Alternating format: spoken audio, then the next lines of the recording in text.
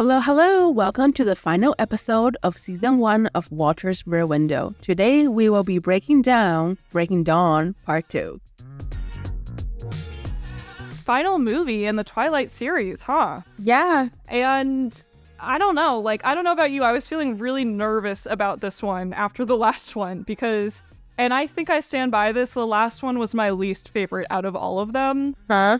And I was kind of worried that this movie was going to be exactly like the last one, which it was in some ways, and it wasn't in some ways. What was your kind of initial take on it? This is the second worst. Okay, yes, I kind of agree with you. I think that's exactly right, actually. Yeah. Yeah, like there were parts of it that I thought were fun. There were parts of it that I didn't. There was one in particular that I'm really excited to talk about later. Okay. But let's start from the beginning. Bella's kind of starting to embrace her new life as a vampire. Mm-hmm. And she's like amazing at it. Yes, I actually loved the opening of this movie. I thought it was so much fun. She finally got what she wanted. She did. She's actually kind of independent now, which is great. Like, yeah, she can handle herself, which is awesome. I thought, like, I had a lot of fun seeing her do all of the vampire stuff. And then, like, when she ate the mountain lion, I was just like, you're a crazy person and I love it. Like, good for you. So I had a lot of fun with those scenes when she's like actually becoming a vampire. Like, I was entertained by that. The weird, the chest inflation thing. Yeah. I was like a little caught off. There are a lot of moments in this movie that I don't like. And a lot of those moments surround Renesmee. First of all, we need to talk about how Jacob is just like, I don't love you anymore, Bella. I'm all about your baby. He's so protective over her. Like, he wouldn't even let Bella be like that close to Renes. I know. Like, and it made me so uncomfortable. I will say this so many times in this episode. The relationship between Renesmee and Jacob is so awful. Like, I am so uncomfortable by it. How he's always around. It is giving stalker. Yes, for like so many different reasons. Like, this child could not have a healthy relationship. And like, for some reason, Edward and Bella are just like, okay. I don't understand that. So like, okay, let's back up. That scene where Bella and Edward are talking and they're talking about Renesmee. Uh-huh. And then Jacob came. Yep, Jacob comes and starts talking to them, and there is a look exchange between Jacob and Edward, which in my mind meant that Edward knew about Jacob imprinting on Renesmee before Bella did. Well, he must have, yeah. Right? But I'm sitting here like, how did he not have the reaction that she had? You named my child after the Loch Ness Monster. Literally. Like, okay, Nessie is the worst nickname ever. I would be equally as pissed. It really is.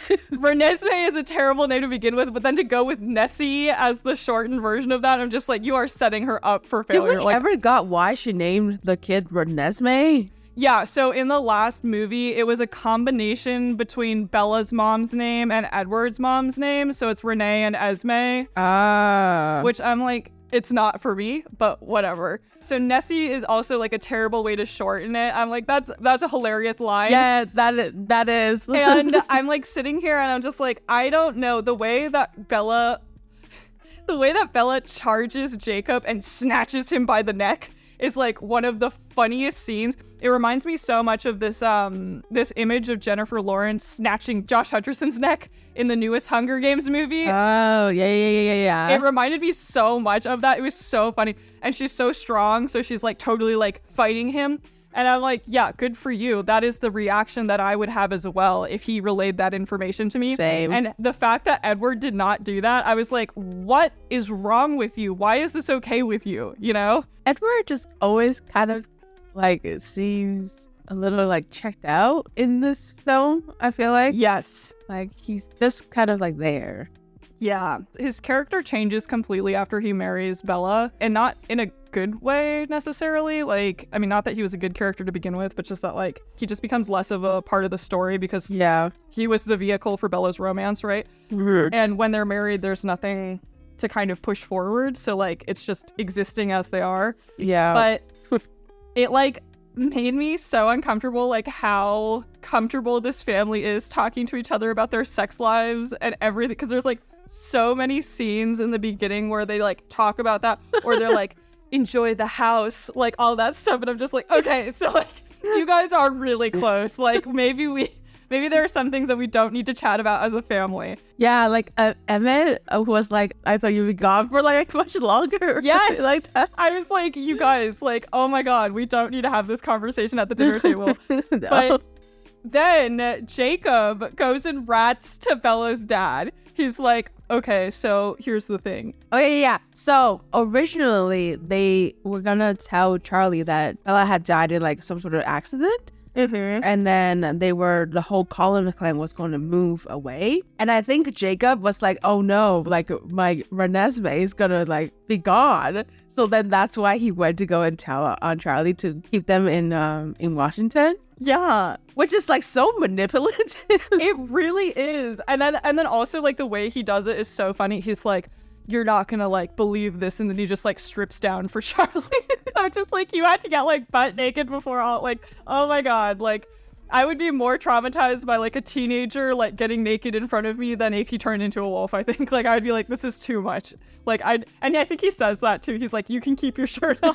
But that made me laugh. So then Charlie's like, I need to figure out what's going on with Bella. So he goes to see her, and she does all of like this prep to pretend to be a human being. But like it literally looks like she's being held hostage. The way that they like surround her and the way that she like looks at Charlie is so like, I'm like, I would never ever buy that. Yeah, no. I wrote down, they're asking Charlie to come to terms with a lot in this movie. Not only is my daughter 18, newly married, just had a baby, but she's also a vampire. Well, he doesn't know that they had a baby because they said that Renesmee's adopted.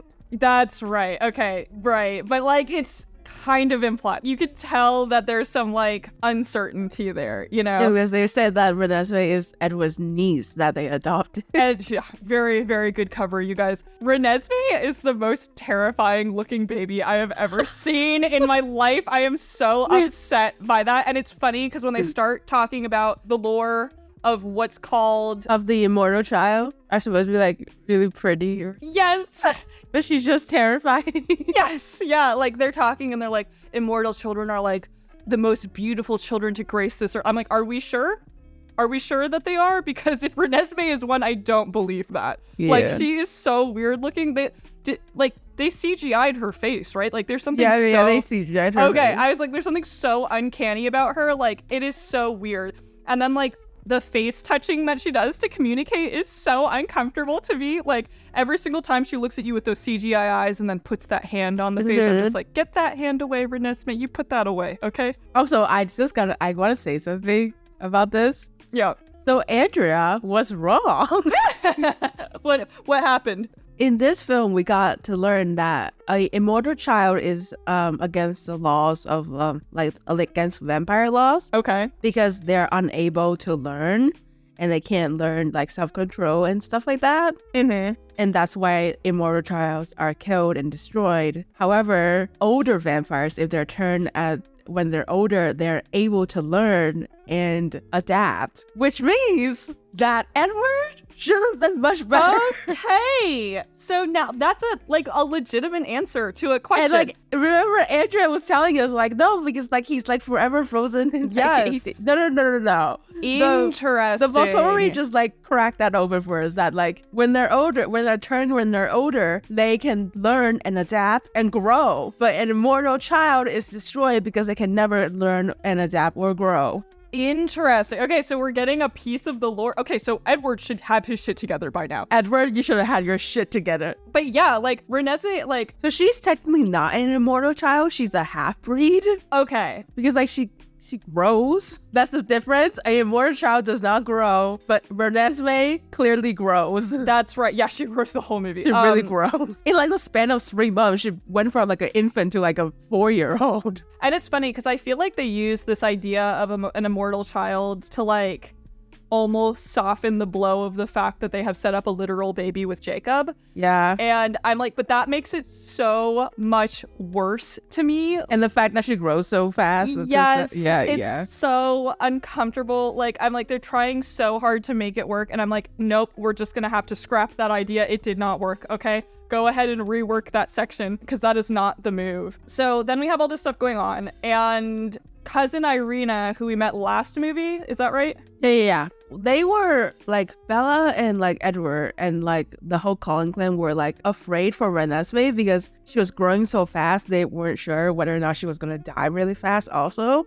And so they were trying to like spend every moment of their lives together, etc., etc. And then Irina, who is our Alaskan cousin, thought that she was an immortal child. Yes. So then She'd tell, right? yeah, she goes and she rats to the Volturi. She's like, hey, there's this immortal child, right? And then we have Alice having that vision.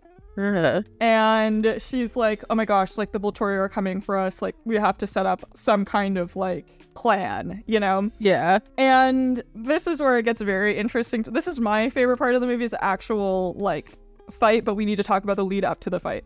They ended up going around the world to get like supporters and witnesses. Yeah, like they're gathering this huge group of people, and Alice is off like gathering people. And the entire time this was happening, I was sitting like thinking to myself, like, what is Bella's power, right? Because like Renesmee has the power, Edward has the power, like what is Bella's power? And then like they're like, oh my gosh, she's a shield, like, which I was like, I don't know how I feel about that, but I don't like that Bella's power is defensive, whereas like everyone else's is like offensive on some level. Well, like not Alice. Alice is like, I would call that offensive because like she can tell you what's going to happen. You know, Bella is just like, if something bad is going to happen, I can dull that, as opposed to like doing something, you know, like I don't. No, it just doesn't affect her at all. Like Jane's attack can't affect her, and she can shield other people from like psychotic. It's one of the most powerful. Actually, it's one of the most powerful weapons in the whole Twilight really series. Yeah, because the majority of vampire powers are psychic, and her gift blocks that. Huh. Okay. That's like, I mean, that's an interesting take. I think like, I guess it makes sense. I'll give them that. That's fair. I think the scene when they're going and gathering a bunch of people to fight with them on the Cullen side versus the Volturi side, right? Yeah. So they're finding a bunch of people to help the Cullens. And like, to me, I'm like, it seems like nobody really likes the Volturi based on like all of these people. And I was also like watching the kind of dynamic between Renesmee and Jacob, and I absolutely hate it. Like, he is never ever away from her, like a literal child. He's always surrounding her. And it's like they're portraying it as like quote unquote like protective, and I'm like, oh no, like you are not a part of this child's family, like step back. I can't believe Bella and Edward just allow that. Like that's kind of crazy to me. Yeah. And then okay, are you ready to talk about the big fight scene, or do you have any thoughts leading up to that? Yeah, I'm okay. Let's talk about it. Okay.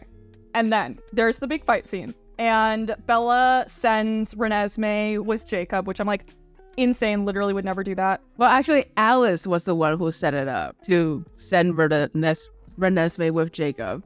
Yes, but Bella goes along with it, and I'm like, ugh, like, I would never send my baby daughter with a dude who keeps saying he's in love with her. Like, that never would happen in a million years. So I was like, oh no, like bad vibes right off the bat.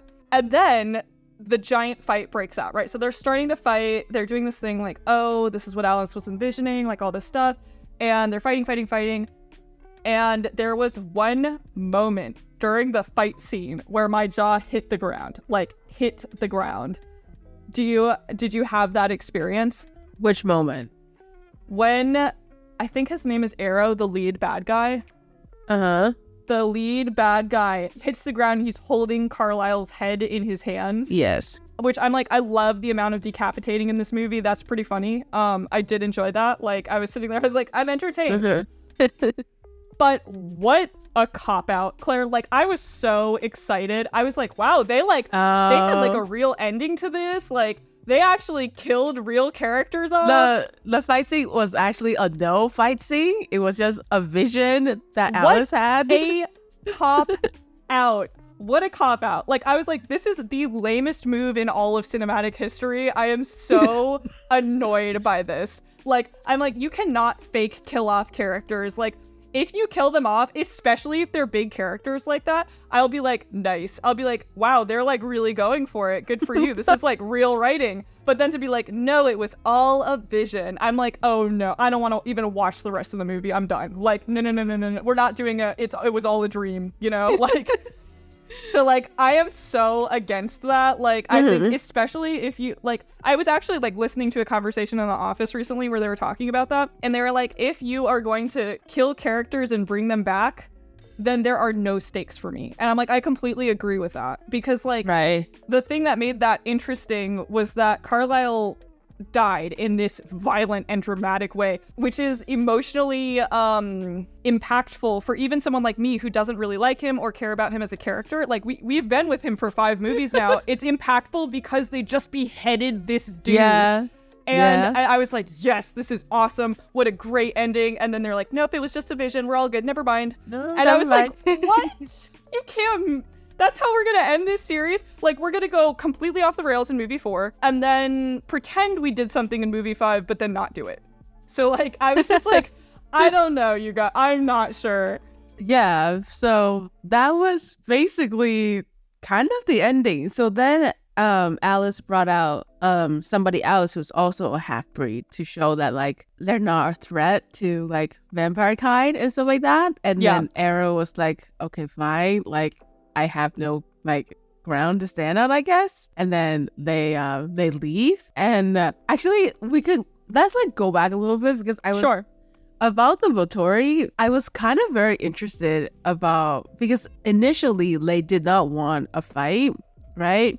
And then it was when they realized that I guess the Volturi, they collect people with like special powers and special gifts to join their group.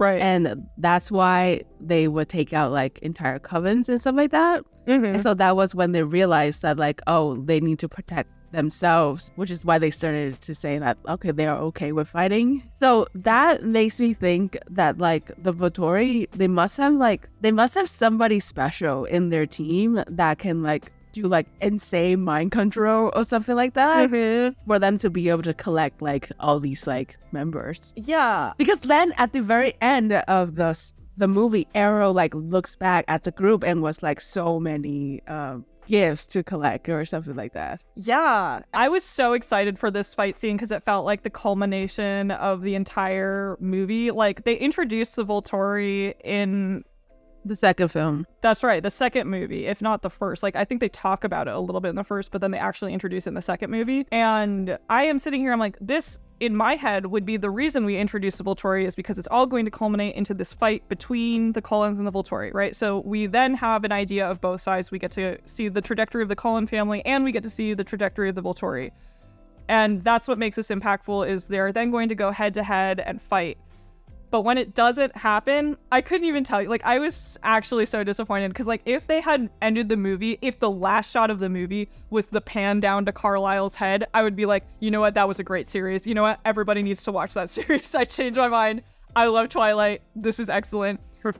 When they went back on it, I was like, dude, I don't even want to watch the rest of the movie. No. I was like, what a cop-out. It was just a vision from Alice. Like, there was also so much kissing after the non-fight. Like, there wasn't even a fight. They didn't even go through anything. Oh, and when you just talking about this, did you get to the part where Jacob was like, should I call you dad? Yes, okay, that's okay. I will read you my last 3 notes of the movie. So Okay. I wrote, the dad scene, ew, oh my god, what is his problem? Because that's so upsetting. Jacob's like, can I call you dad, Edward? I'm like, oh, no. Oh, we're not doing that. Oh, absolutely not. We're not even pretending like you're part of the family. We're not doing that. She is a child. Renesmee is so weird. She looks so weird by the end of the movie. And then my final note for the entire series, we watched from part 1 to part 5.2, I guess, I don't know, 5, I don't know, whatever movie. And my last note of the series is weird ass movie series, but great song, because the song they play at the end of the movie is such a banger. And it really is. I would say the soundtrack of the whole Twilight series is the best part. It's so good. I was sitting there and because I remember you saying that, I think in the first episode that we were talking about Twilight, you were like, no, that song is like from Twilight. And I was like, no way. And then I completely forgot, and it came on at the end of the movie, and I was like, yes, this song is such a bop. I love this song. So I'm like, you know what? If nothing else, we walked out of it with an excellent song. Yes, we did. A pretty excellent song. I would say, like, what are your like overall thoughts on this, on the movie and then on the series? Okay, so on Twilight Breaking Dawn Part 2, I thought it was better than Part 1. Definitely better. But it was not like the cinematic masterpiece that Yes. I was kind of hoping for. Yes. I don't know what I was hoping for, to be honest. But my thoughts on the entire series as a whole is I get why it was such a big deal, because it has, at the time, a lot of like tropes that I think people are really interested in. And it launched the career of Robert Pattinson and Kristen Stewart. Good for them. I mean, they're still working to this day. So Yeah. So they kind of they reap the rewards. And Kristen Stewart is a lesbian now. Good for her. I mean, Yeah, she good looks for so her. hot on that cover. Was it Rolling Stones cover? Uh-huh, She looks yeah. so good. Okay, yes. My thoughts on very similar thoughts. My thoughts on Twilight Breaking Dawn Part 2 is this movie had so much potential. It really could have been a movie that I really enjoyed. Yeah. But they really, really, really missed the mark with the ending for me, and that kind of ruins the thing as a whole. So like, I'm with you. This is not the worst one. It is the second to worst one. The worst one was Part 1. Part 1. Breaking Dawn Part 1, not the Yeah. worst Twilight movie. And then my thoughts on the series as a whole. Wow, I have officially finished Twilight. This is the first time in my life I can say that. I'm 25, I've finished Twilight. I think it's better than I thought it was going to be, and it makes a lot of sense, like you said, why it was popular at the time, but it is an insane franchise to watch in this day and age. Like, it would never have been successful in this day and age, I think. No. And I think that's what makes it so interesting to watch Yeah, now. people would have so much issue with the imprint stuff. The fact that everyone was okay with all of the stuff that happened, both in the plot and in the making of these movies. Because I'm like, when we started off, Taylor Lautner was a child, you know, like we had a lot of conversations about child acting in the earlier movies because they were minors at the time. Yeah. And I don't think this would ever get made in this day and age, which makes it kind of fascinating. No. It makes it kind of a fascinating time to go back and watch them, because like with this new perspective, I'm just like, how did this get made? How did this happen? You know? Yeah, that's true. And it's still a cult fan favorite. Like, everybody really still is. loves it. Like, and I'm like, I get it. Like, it's fun. Like, there's a lot of fun stuff going on if you refuse to scratch the surface. But the second you start scratching the surface is the second that you're like, hey, there's a lot wrong with this. There's a lot we should maybe pay attention to here. And like, this film also spawned 50 Shades of Grey. Did it really? Yes. So I 50 didn't know Shades of that. Grey started off as a fan fiction of Twilight. You're lying. I am not lying. I'm so upset. You can look this up yourself. I think I'm gonna have to. Yeah, 50 Shades of Grey was a fan fiction of Bella and Edward that turned into, they changed the name to Mr. Grey, and I forgot the girl's name, but yeah. What? 50 Shades of Grey is a spin-off of Twilight. I am so upset to have this knowledge, Claire.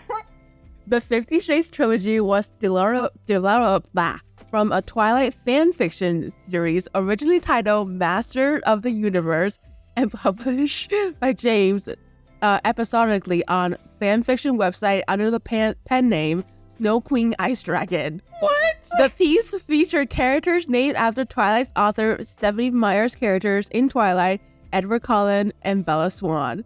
After comments concerning the sexual nature of the material, James removed the story and published it on her own website, 50shades.com. Later, she rewrote Masters of the Universe as an original piece and renamed the principal characters to Christian Grey and Anastasia Steele. Oh my god. That checks out so much. Like, I've never read or watched 50 Shades of Grey. Like, I have zero context for it, but all that I do know about that makes so much sense. Like, that makes a lot of sense. How horrifying are you now that you found this out? I'm so much more horrified. Like, I am gonna avoid 50 Shades of Grey like the plague now. Well, this is the end of our first season, so Yeah. do you have any like closing thoughts that you thought? What are like your favorite moments Favorite moments from this season. Let's see. I had so much fun following the Oscars. Like, the fact that our first season landed during Oscars award season was kind of awesome because we got to kind of practice keeping up live with something and following all of the shows up until that point. So I had a ton of fun doing that. And then just watching Twilight, like, actually for the first time was a lot of fun. Like, I stand by my opinion of it, which it is not good. Right. But I understand the role that it plays in history, and I have more of an appreciation for it than I did before. So I'm excited for our next series. Whatever we end up doing next will be a lot of fun. Yes. We will, I'm sure, make an announcement or like do an episode where we announce what the next season will be. And Maya and I, we plan on making a lot of reels surrounding our first season. So make sure to follow our Instagram account at Walter's Rear Window. And Maya and I, we will be visiting the Collins house pretty soon. Yes. And we will be taking secret videos. Yes. So keep an eye out for all of our content in the meantime. We will still be active. We're still thinking about what season 2 is going to be. And we'll let you know as soon as we have a solid plan for that. And send us suggestions, you know? Yeah, please do. I've had so much fun doing season 1. Our Twilight series was like a great learning experience for us. And I'm really excited to see what we do next. So stay with us. We're excited to launch season 2. And we will keep you up to date with everything that we're doing up until then. Definitely. And that's a wrap for season 1 of Walter's Rear Window. Listener, I wanted to take a second to really sincerely thank you for sticking with us through this series. We have learned so much this season, and I've had a ton of fun really getting to know podcasting as both a hobby and something that brings me like real actual joy. So I really appreciate you being a part of that. Claire and I are super excited to launch season 2. Please, please, please interact with us. Tell us what you want. We're the most susceptible to your suggestions right now. So please let us know what you want to hear. We cannot wait to hear from you in season 2. Stay with us. Follow us on social. We'll see you next season. Bye.